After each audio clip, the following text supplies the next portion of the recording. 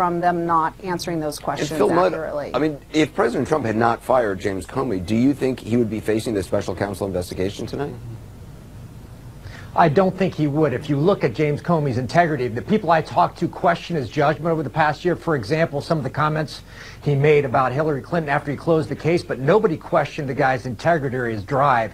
And I don't think, especially after President Trump humiliated the law enforcement and intelligence community, the investigators and analysts in this case would ever let this bone go. So I think if Comey were still there, somebody earlier said that the firing of James Comey got the White House in a worse position. I completely agree. He would have proceeded with this. If anything now, the White House can't get 10 feet away from this, and Robert Mueller, whom I know personally, won't let him within 10 feet. And Dana, you have new reporting about how this all transpired for Rosenstein. Well, the fact of the matter is that, and we reported this real time last week, which I know seems like 2 years ago, but it was, you know, when Rosenstein was basically thrown under the bus from his perspective about the Comey firing, that he was blamed. They put out a memo saying it was just him.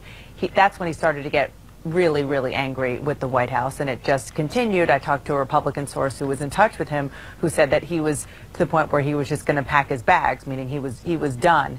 And then that continued to escalate to the point where he was very reluctant to go to Congress. He is going to go to Congress. I don't have any indication that that has been canceled tomorrow, but he's meeting behind closed doors with the Senate. He wanted to more and more distance himself with this White House and to be the point person on this on this investigation of this White House, and that was a big reason. And so the question now is whether or not James Comey is now going to testify publicly. As you know, this time yesterday we were all talking about that was going to be the next big thing, because Republicans in Congress said that they wanted him to come and really explain himself before the public about what he said in those memos that the president asked him to do that was clearly allegedly inappropriate. But if I just to finish, I think that the thing that we need to remember, though, is to sort of connect the dots to the truth, to my reporting tonight, and to the big bombshell news tonight, is that this whole question of collusion that James Comey testified about, that got the president angry, you know, in March,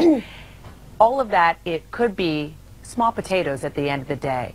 I'm getting tweets, questions about whether or not Robert Mueller will be able to get the president's tax returns. I showed it to him. He said, if he thinks it's relevant, sure. This could expand and mushroom to a place where the president couldn't even have dreamed when he fired. And Professor Dershowitz, we talked about this before. If you were giving advice to the president, you would say, get a lawyer.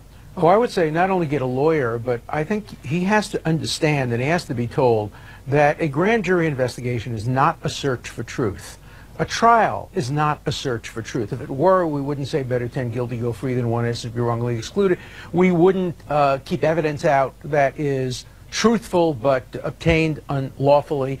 A grand jury proceeding is a search for admissible evidence on one side. It is the most fundamental denial of civil liberties, and civil liberties is often the first casualty of partisan politics. We have people talking on the Democratic side, people are talking on the Republican side.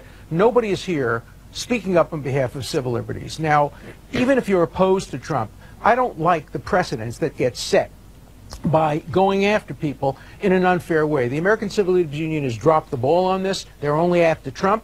So somebody has to speak up on behalf of the civil liberties of all Americans and remind people that grand juries take secret testimony. They don't have a lawyer present. You can't rebut the evidence. They only take evidence against you. They don't consider the evidence in your favor. Let's not glorify grand jury proceedings. Well, I mean, Alan doesn't like grand juries. I think there are lots of responsible prosecutors out there. I think Bob Mueller is a responsible prosecutor. Yes, he is looking for admissible evidence in a possible trial, but he's also trying to figure out what happened.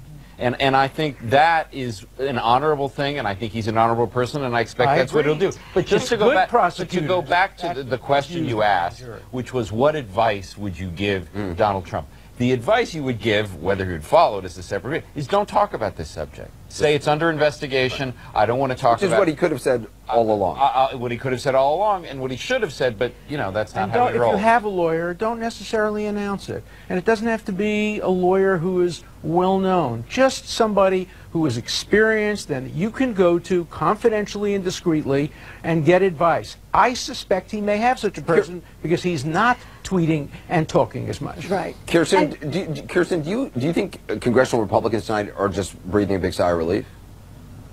Well, it sort of depends. I think if you think that he's innocent, then you should be breathing a sigh of relief, because I think that if ultimately this investigation is seen all the way through, this is a result that would be accepted by most people. Maybe not by partisan Democrats. You have Nancy Pelosi who's still saying she wants an independent commission, but I think as compared to the investigations that are going on the Hill, which most people see as partisan, I think most people would look at this and say that this is a respected person, and whatever he finds would be accepted.